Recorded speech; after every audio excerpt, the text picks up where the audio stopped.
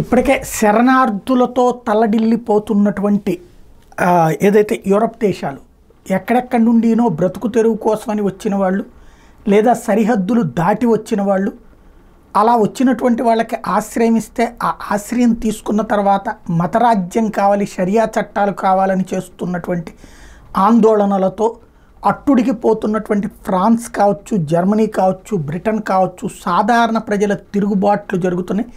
ఆయా స్వదేశస్తుల పోరాటాలు ప్రారంభమైన ఆ నేపథ్యంలో జర్మనీ మాత్రం ప్రజల ఆకాంక్షలకు అనుగుణంగా స్పందిస్తోంది.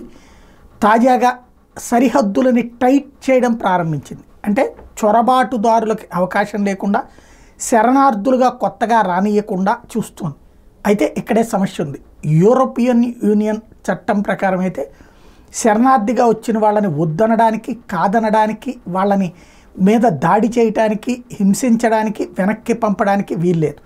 కాబట్టి ఆ నిబంధన నుంచి ఎలా తప్పించుకుంటుందన్నదే ఇప్పుడు $1 మిలియన్ ప్రశ్న.